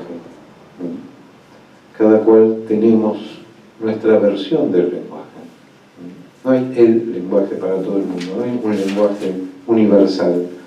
Cada cual tiene el lenguaje que le toca. Pero además, hay otra dimensión del cuerpo, que es este cuerpo real, o esto real del cuerpo. Que Lacan dice por ahí, nadie sabe muy bien qué es. Y me parece interesante plantearlo así, o sea, porque si no rápidamente decimos, bueno, lo real del cuerpo, ¿qué es? El cuerpo biológico. No, no se trata de eso, de ninguna manera. El cuerpo, lo material del cuerpo. Ahí, por ahí sí, pero ¿qué es lo material del cuerpo? Esto de que cuerpo hay, ¿qué es un cuerpo? Lo que ocupa un lugar en el espacio. Eso quiere decir que si hay un cuerpo en un lugar en el espacio, no puede haber otro. Una definición fantástica. O sea, si hay un cuerpo acá, no puede haber otro en el mismo lugar. O sea, de dos no se puede hacer uno. Entre un cuerpo y otro siempre hay diferencia, siempre hay distancia. Pero la otra cosa es que no hay cuerpo aislado, no hay cuerpos únicos. Todo cuerpo se constituye en relación a otro cuerpo. Casi diría, todo cuerpo se constituye contra otro cuerpo. En el choque, en el roce, en el enfrentamiento con otro cuerpo. La crianza es una especie de lucha cuerpo a cuerpo. Digo, las madres, ser madre debe ser lindísimo, pero también debe ser durísimo, me imagino. En general uno escucha que las madres no la pasan siempre bien. Esta cosa de no puedo dormir, hace 2 años que no duermo, me decía una vez, hace 2 años que no puedo dormir. ¿Cómo no? La panza, la noche, el día, bueno. ¿Cómo se hace un cuerpo a partir de otro cuerpo? El cuerpo se hace y en ese hacerse del cuerpo pueden ocurrir toda clase de accidentes. Ese cuerpo va a quedar marcado, entramado de distintas maneras. Y Lacan va a encontrar o va a ir planteando, aunque lo propone de entrada, una dimensión, un campo en realidad, que es esto del goce. El campo del goce, que dices, bueno, el campo del psicoanálisis es el campo del goce. Y con respecto al goce, ahí en la lógica del fantasma, plantea que 2 cosas que son contrarias, que son, por un lado, que no hay goce que no sea del cuerpo. No hay goce que no sea del cuerpo, lo cual, dice Lacan, les prohíbe los goces eternos. Pero al mismo tiempo dice que para que haya cuerpo, ese cuerpo tiene que estar vaciado de goce.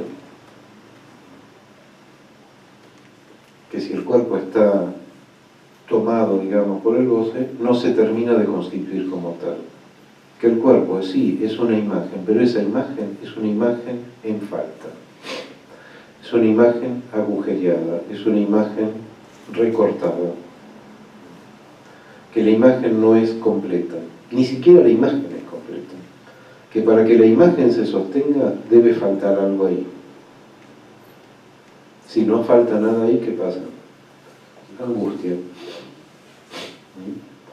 Si aparece lo que no debe aparecer, ahí angustia y algo del cuerpo se diluye en ese momento de la angustia, estalla en ese momento de la angustia, la imagen se pierde ahí, se realiza y se pierde. No hay goce que no sea del cuerpo, algo del cuerpo tiene que estar vaciado de goce para que se constituya como tal. Esto da lugar a Y después Lacan sigue con eso.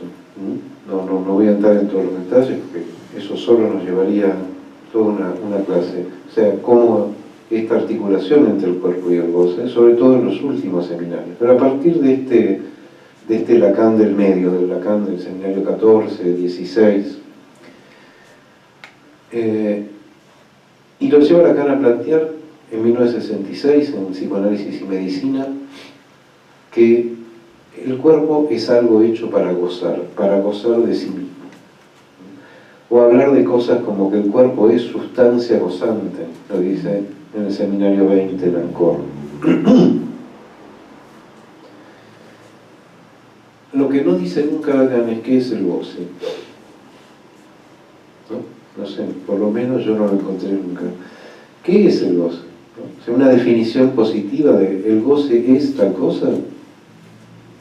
O sea, las definiciones que hay, que son un montón, son todas más enredadas que no sé qué, y todas elípticas y todas por la negativa o en potencial. El goce sería aquello que haría falta que no fuese ese. Si hubiera un goce que no fuese ese, haría falta que no sé qué. Bueno, ¿qué es el goce? Justamente eso que no se puede decir. Eso del cuerpo que no se nos escapa, que siempre se nos escapa. Pero esa dimensión gozante del cuerpo es fundamental, justamente en tanto, volviendo al primer Freud, es eso que la medicina desconoce. Lacan habla en Psicoanálisis y Medicina de la falla epistemosomática, de una falla del saber acerca del cuerpo en el modo en que la medicina moderna, la medicina actual, la medicina científica, atiende y trata y se ocupa del cuerpo. Diciendo además que hay dos ejes, justamente, en que esa falla se revela. Que hay dos cosas que los médicos no pueden hacer lugar. Y ojo que tiene que ver con no poder hacer lugar. Por un lado, a la estructura de la demanda, dice, o sea, que la demanda no supone, que la demanda es equívoca. Que alguien nos consulte, dice, no quiere decir necesariamente que quiera curarse. Que alguien nos consulte no quiere decir que quiera no padecer más. A veces es todo lo contrario. A veces quiere que lo confirmemos como enfermo. Pero también esta otra cuestión de que el cuerpo, además de ser una máquina eficiente, homeostática, medible, etcétera, etcétera, es algo hecho para gozar. Y que eso rompe todas las pantallas. Que eso no hay aparato que pueda medirlo.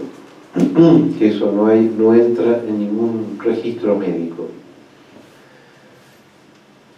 Ahí es donde el psicoanálisis, dice Lacan, viene a tomar el relevo de los médicos de la antigüedad, o los médicos clásicos, la persona tradicional del mundo. Porque es el psicoanálisis el que hace lugar a estas dos cuestiones, al equívoco, no solo de la demanda, al equívoco de la lengua, a la ley del significante como ley del malentendido, y esta dimensión gozante del cuerpo, que es justamente la más paradojal, que es la más conflictiva, que es la más compleja, y que es la que aparece en el síntoma, de distintas maneras, y vuelvo a eso. ¿Cuáles son esas distintas maneras?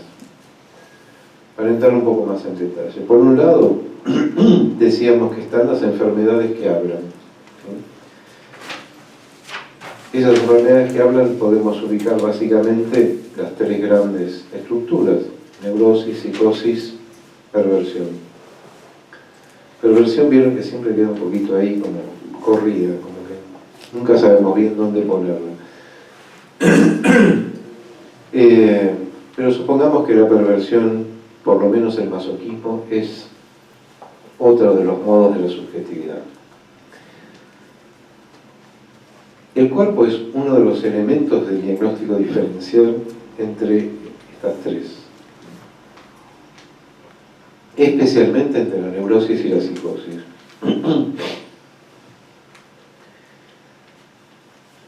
En tanto, el neurótico cree que tiene su cuerpo, cree que lo tiene, cree que lo posee, que el cuerpo le pertenece. ¿Por qué? Porque en la neurosis funciona a pleno esta dinámica del espejo, esta dialéctica imaginaria, lo cual supone el desconocimiento. O sea, el neurótico puede desconocer. Puede desconocer que esa imagen no es su cuerpo. Esto que decimos, ese soy yo, y nos mostramos en la imagen, ¿no? Nos reconocemos ¿dónde? Ahí donde no estamos. Nos vemos, nos encontramos ahí donde justamente no estamos. Ese no soy yo. Esa es mi imagen, pero no soy yo. A eso Lacan nos llama desconocimiento,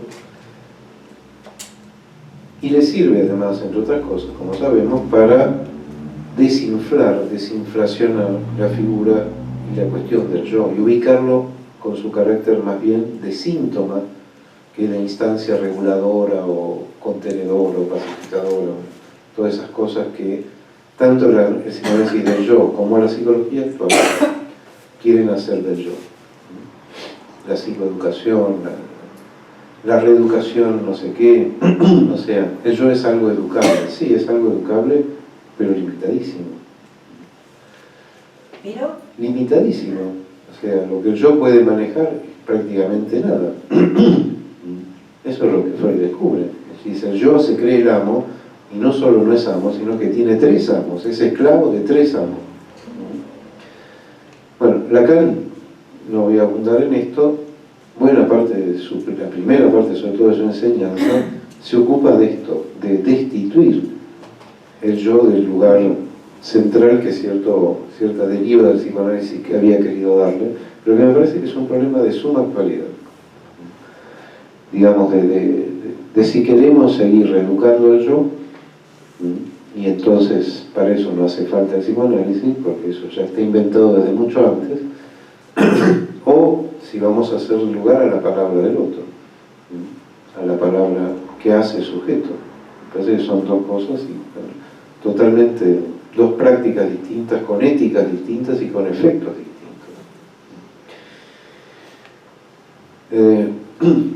El neurótico cree que el cuerpo le pertenece, si bien, por supuesto, padece de esas partes del cuerpo que se le escapan, como decíamos antes, en el síntoma conversivo, pero no solo, ¿sí? En el modo de tratamiento del cuerpo que la neurosis tiene, en eso del cuerpo que falla, en eso del cuerpo que no se presenta, en eso del cuerpo que se revela, que resiste.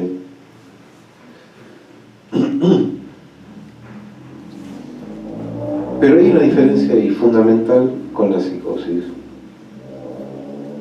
porque la experiencia psicótica del cuerpo es justamente la contraria. El psicótico, en algún sentido, sabe que el cuerpo no le pertenece. Sabe que el cuerpo está tomado por el otro, que viene del otro. Tenemos al otro en la psicosis. La experiencia nos muestra cómo el desencadenamiento de la psicosis implica cierta imposición del lenguaje en lo real, pero también implica cierta desposesión del cuerpo, bajo diversas formas, muy diversas formas, que pueden ir desde la simple hipocondría o el malestar. Muy raro que un psicótico esté bien con su cuerpo. Siempre hay algo que no encaja, siempre hay algo que molesta, o directamente, claramente, que el cuerpo está poseído, que el cuerpo está tomado, que le roban los órganos, que el cuerpo mismo desaparece.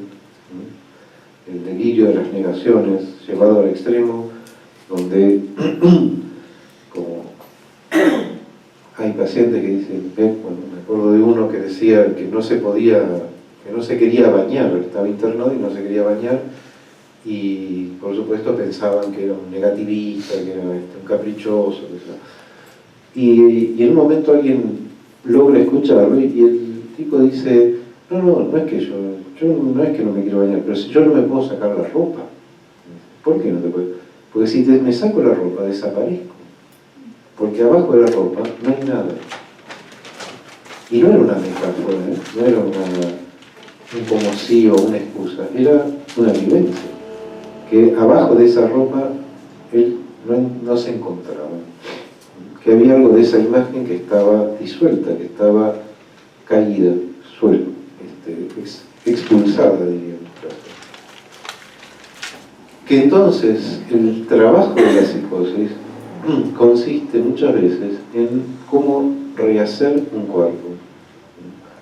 Si Freud dice cómo hacerse un mundo en el que vivir sea posible, pero eso implica muchas veces, no es absoluto, pero es muy frecuente, cómo volver a tener un cuerpo, cómo volver a sentir que tiene un cuerpo que puede decir, este cuerpo es mío,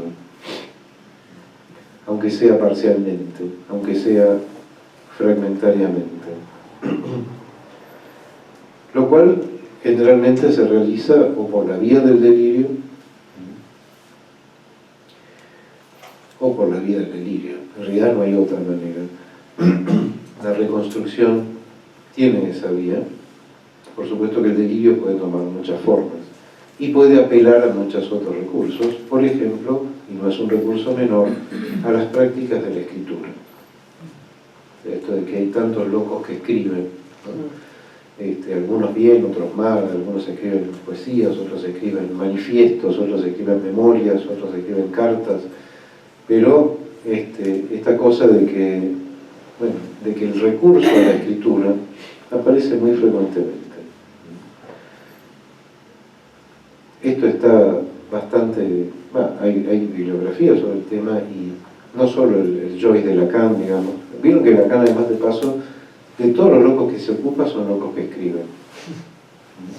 Desde Aimé hasta Schreber, hasta Joyce, en general de los locos que se ocupan como fondo son de locos escriturarios, ¿no?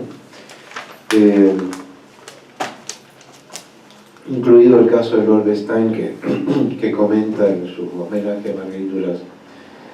Sí, me acuerdo de un paciente que decía que él solo percibía su cuerpo, digamos, como un cuerpo unificado cuando hacía natación. Que era la única manera que él tenía de sentir que su cuerpo era uno. Si no, como que lo sentía totalmente fragmentado. Bueno, sí. Sí. A veces, también otra cosa que a veces aparece en esta línea, también esto es solamente una indicación, es la música. Hay algunos locos que se arman a partir de alguna cuestión musical, ¿no? Sobre todo chicos. Yo he escuchado casos de chicos, digamos, severamente perturbados, que a partir que su única manera de tener cierta autonomía y cierta cosa corporal era, por ejemplo, a partir de la música, ¿no? O de ir adquiriendo algo de no tener que estar agarrados todo el tiempo a alguien, por ejemplo, o tener que estar pegándole todo el tiempo a alguien o cosas por el estilo, ¿sí? Bueno, en el Álvarez, que es donde estoy, en el hospital de Día Mafalda, que trabajamos con niños, la articulación con el musicoterapeuta es esencial para algunos pacientitos porque no solo que se arman, sino que empiezan a surgir un montón de cosas que en el consultorio, digamos, sin los instrumentos, sin ese percutir o de escuchar la voz y todo eso, no se da. Sí. Sí, a mí me parece que es una cuestión que hay algo trabajado, pero que es un tema, yo creo, a investigar, a seguir investigando. Distintos aspectos de lo musical, digamos, sí, ¿no? Que incluyen también el encuentro del pasaje de lenguas. O sea, cómo esto se da, yo lo he visto más en adultos, en psicóticos adultos, cómo se suele apelar a otra lengua. O sea, donde otra lengua quiere decir otra sonoridad. No es solamente otra forma de decir las cosas, sino otro sonido. Por ejemplo, Joyce, sin ir más lejos, en su famoso Finnegan's, ¿qué hace? Mezcla lengua. Destruye algo de la lengua a través del recurso a la propia, por ejemplo, al pasaje de lenguas y al juego, ¿no? con el lenguaje. Ese destripamiento de la lengua que Lacan dice, esa cosa donde se pierde la identidad fonatoria, es, entre otras cosas, mediante el recurso a la combinación de las lenguas. Y esto es algo que yo creo que es muy, muy común, muy, Y el arte en general, la pintura. Sí, la pintura también, Con pero... un sistema de códigos diferentes, ¿no? Sí. No, seguro, eso yo no lo he trabajado tanto, pero seguramente sí. Distintas maneras, me parece que también, o sea, tanto la música como la escritura, como la pintura, pueden incidir de distintas formas. No creo que sea una sola manera en que eso influye o funciona, digamos, o tiene alguna operatividad en cada paciente. Pero bueno, pero sí me parece que es fuerte esto de cómo la psicosis muchas veces transcurre a través de este rehacerse un cuerpo, ¿no? Donde el cuerpo del analista suele estar implicado en eso. Este es otro dato medio al margen, pero hay que mencionarlo, ¿no? Que el analista no es un sujeto, pero tiene cuerpo. O sea, yo creo, estoy convencido de que cierta presencia de los cuerpos forma parte del dispositivo analítico. De que no da lo mismo analizarse en vivo y en directo, digamos, que por Skype. Claro, vía Skype. No que no se pueda y no que no se haga. Yo lo hago, muchos lo hacemos y funciona y tiene cierta eficacia. Lo que yo no creo es que se pueda llevar a cabo un análisis de cabo a rabo por esa vía, donde si no hay ningún tipo de encuentro corporal, justamente, ¿no? Me parece que esto también está poco estudiado, pero hay que mencionarlo, esta cuestión de la presencia del cuerpo del analista. También de distintas maneras, bajo distintas incidencias, no es algo puro, digamos, no es algo único. Hasta ahora lo que yo llegué a pensar es que el cuerpo del analista resiste, consiste y existe. O sea, es algo que hace resistencia, que no deja que las cosas vayan de cualquier manera, ¿sí? Que consiste, ¿sí? Y esto es importante porque tiene que ver con la idea del imaginario que Lacan va a desarrollar justamente a partir del nudo, cuando dice que el imaginario es consistencia, o sea, es lo que se mantiene junto, es lo que se mantiene unido, y que dice que es corpsistance, cuerposistencia. Pero también el cuerpo del analista existe. Hay algo que queda excluido, que queda por fuera, no solo porque no se use, digamos, porque esté prohibido, sino porque algo del cuerpo del analista muestra o señala que hay algo inaccesible allí. Digo, la cuestión de la abstinencia no es eso no se hace, sino eso es imposible. La abstinencia lo que pone en juego es la imposibilidad del encuentro, no la prohibición.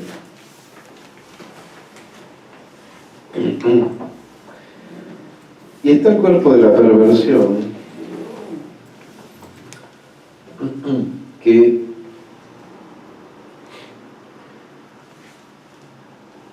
en principio, bueno, esta cuestión tiene que ver con esto que Lacan plantea en De un otro al otro, cuando dice que el perverso se ubica ahí como, o se ofrece, mejor dicho, como objeto del goce del otro.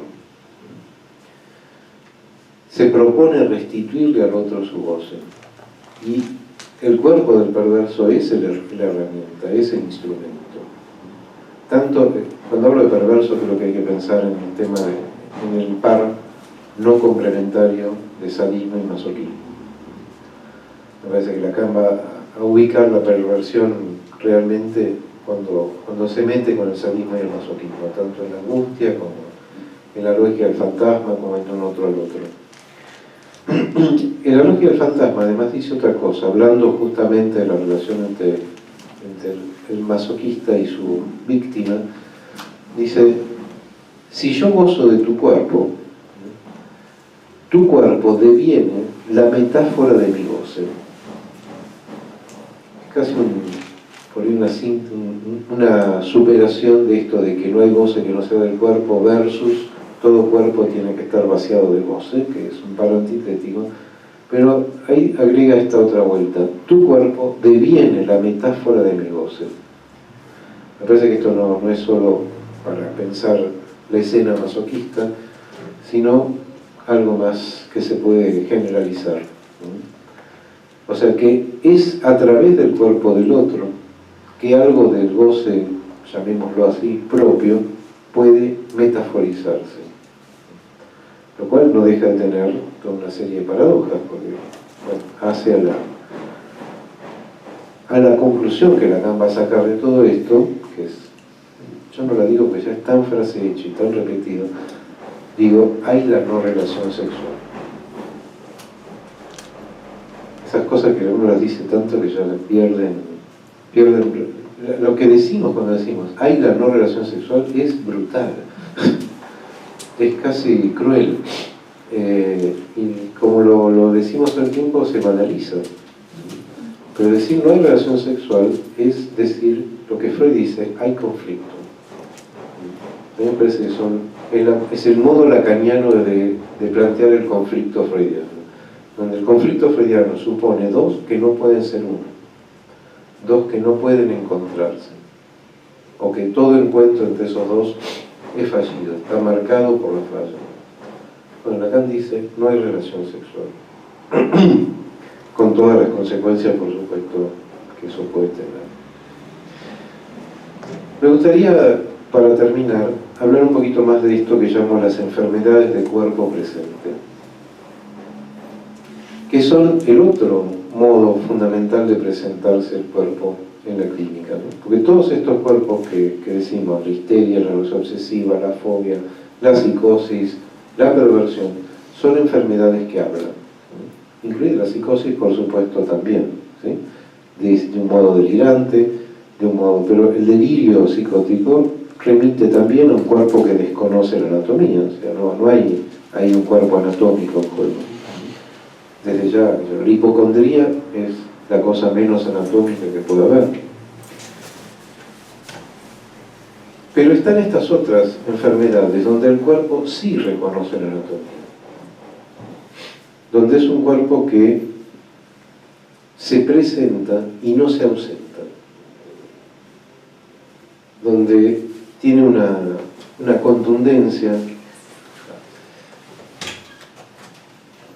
una permanencia, ¿sí?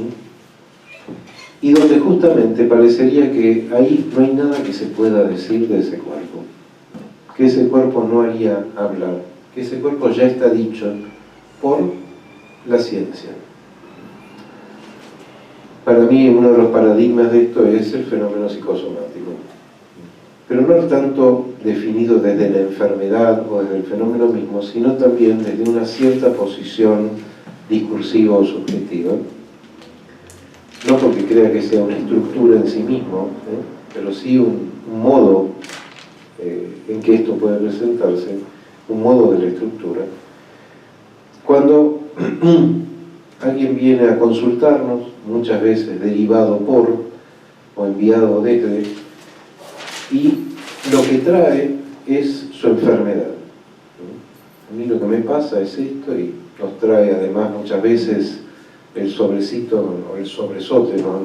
Los estudios, las tomografías, el laboratorio, donde lo que aparece ahí es un cuerpo enfermo, insisto, que respeta la anatomía, entonces no es un síntoma histérico y no puede ser leído como un síntoma histérico, tiene que ser entendido de otra manera, y un cuerpo dicho de manera impersonal. Porque todo ese discurso médico, una característica que tiene es que no importa quién lo diga, es como si no hubiera ahí enunciación, como si fuera puro enunciado. Y algo que tiene que ver con el instante de la mirada, con la lógica del instante de la mirada. O sea, algo que se sabe instantáneamente, que se ve y ya se sabe lo que es. O sea, si el laboratorio dice que tiene una glucemia de 438, eso se sabe ya lo que es y se sabe además lo que hay que hacer. O sea, la función del diagnóstico ahí está planteada en esos términos. ¿Qué hacemos con estos pacientes? ¿Qué pasa ahí con estos pacientes? ¿Cómo pensarlo? Donde decimos, no, pero acá no hay nada que hacer. O decimos, hay pobreza simbólica. Son pacientes pobres simbólicamente, o no. Cuando uno le pregunta, bueno, ¿y qué le pasa? Nada. No, yo estoy bien, no me pasa nada. Bueno, me pasa esto, pero bueno, qué desgracia. ¿Y qué se le ocurre con esto? No, nada.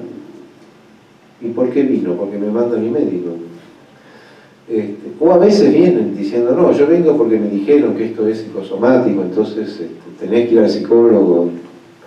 Y nada. ¿En esto también entraría el cáncer? Yo no me gusta definir el fenómeno psicosomático por el tipo de enfermedad. Me parece que eso es un modo médico de pensar la cuestión.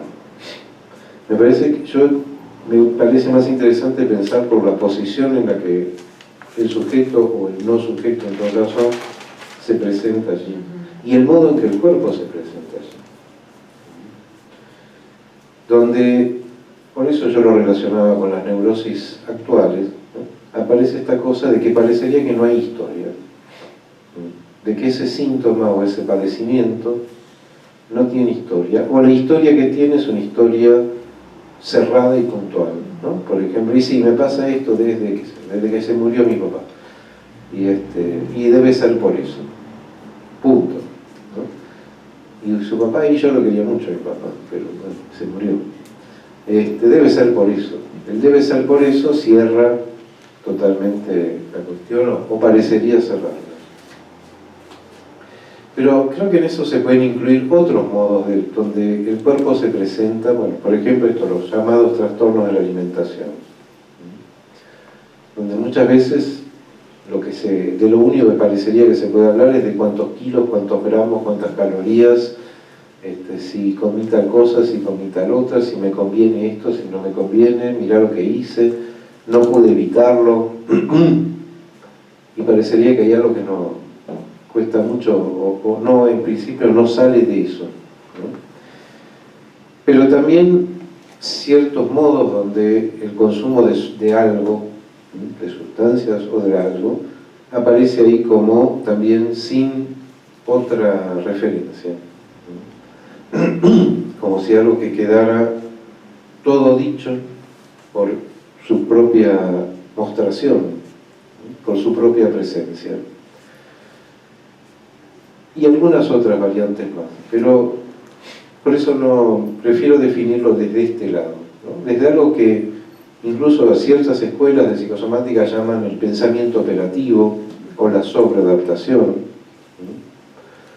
O sea, justamente un pensamiento que me parece que se puede ligar con la idea de la insuficiencia psíquica, que no se ocupa más que de lo que hay que hacer. El pensamiento operativo o también la razón instrumental. Ese es otro modo de presentarse el cuerpo y que me parece importante clínicamente no confundirlo con el cuerpo de la histeria o con el cuerpo de la psicosis. O sea, con el cuerpo de la neurosis o con el cuerpo de la psicosis, cuyo paradigma no deja de ser el cuerpo de la histeria. Porque el paradigma de ese cuerpo que habla sigue siendo ese de las parálisis histéricas que Freud descubre en 1893. Me parece importante porque ahí requiere como un esfuerzo más de parte del analista, que es un esfuerzo de lectura. Porque Lacan dice que en Conferencia en Ginebra habla del fenómeno psicosomático y dice que se trata de algo del orden de lo escrito. que por ahí no sabemos leerlo, dicen. Pero es algo del orden de lo escrito. Y menciona también ahí que hay un goce específico, que me parece que se puede entender en términos de, hay un modo específico del goce, no un tipo de goce, tanto como un modo particular de estar circulando el goce allí.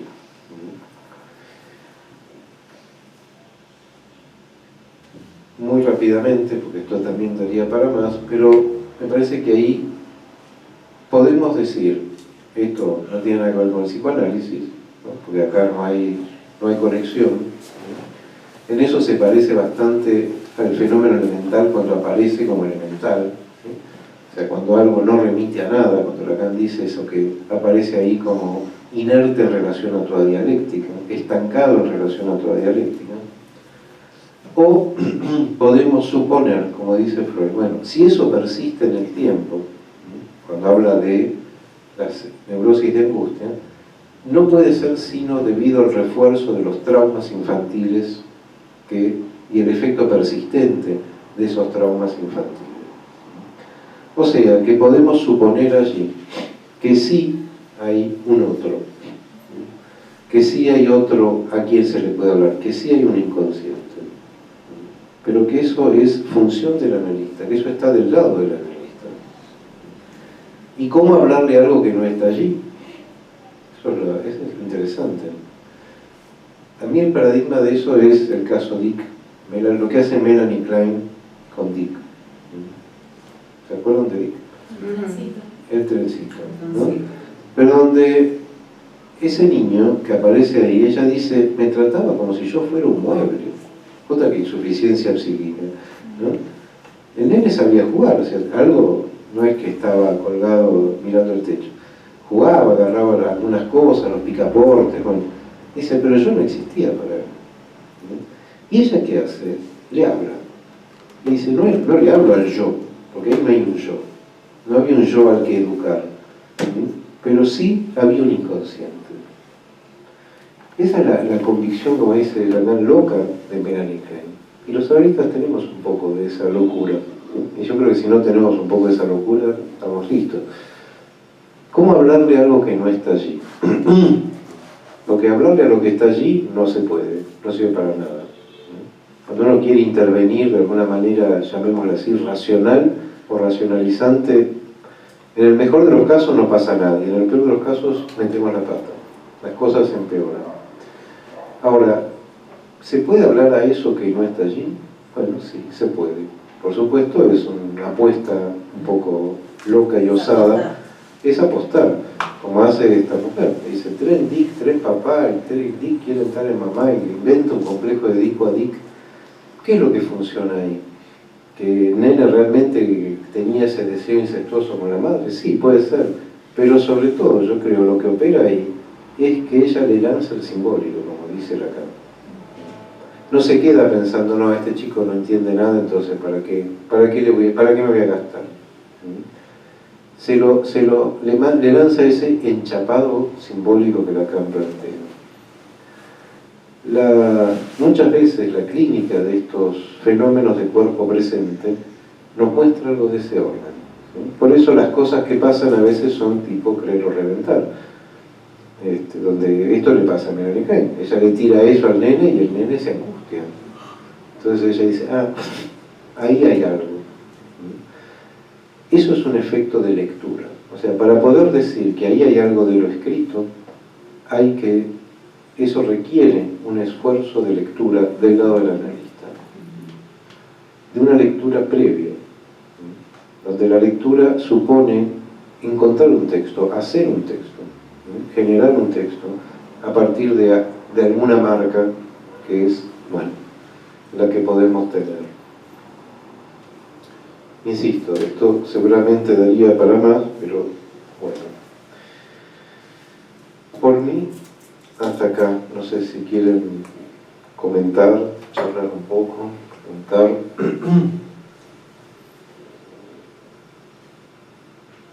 Pues sí que ese esfuerzo de lectura del analista genera un texto, pero también por parte del analista. Es decir, el tren, el papá, yo digo que ahí hay que imponer una ficción,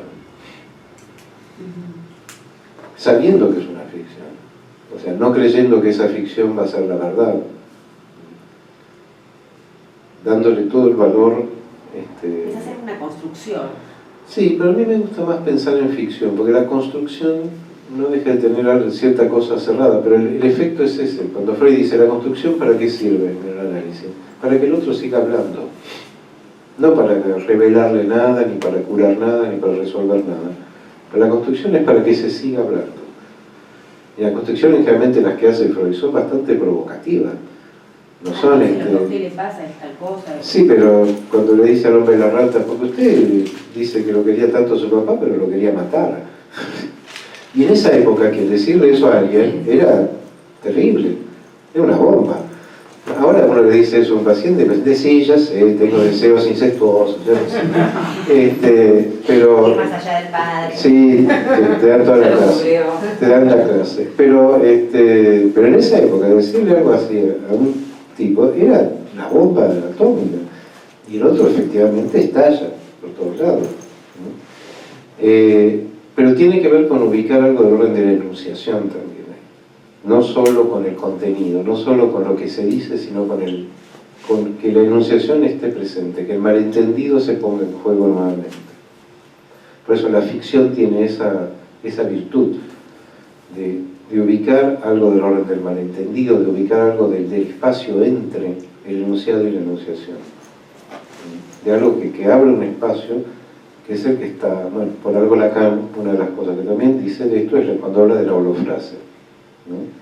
Esa holofrase donde hay un par de significantes compactados, donde no hay espacio para el sujeto.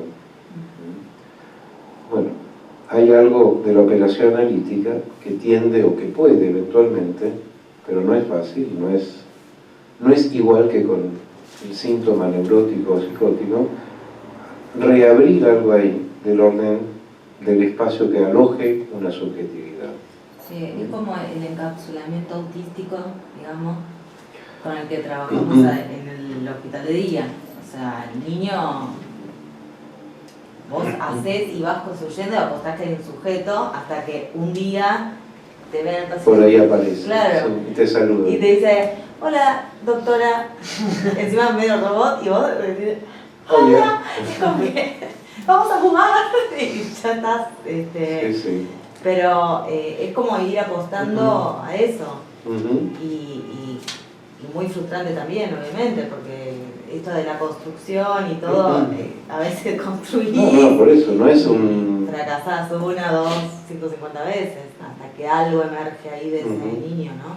Sí, sí, por algo Lacan ubica esto de la holofrase, que habría que leerlo con cuidado, poniendo en serie el fenómeno psicosomático, la debilidad mental y la psicosis, aclarando él, y esto es que se olvida en general, pero hay que aclararlo, que el sujeto no toma el mismo lugar en todas estas cuestiones, o sea que el modo de constitución subjetiva varía entre estas formas, ¿no? Pero que tienen esto en común, efectivamente. Por eso el fenómeno psicosomático en algún punto se parece un poco al fenómeno elemental. Tiene ciertas semejanzas y también tiene diferencias fundamentales. Bueno, Muchas gracias. gracias a ustedes. Gracias.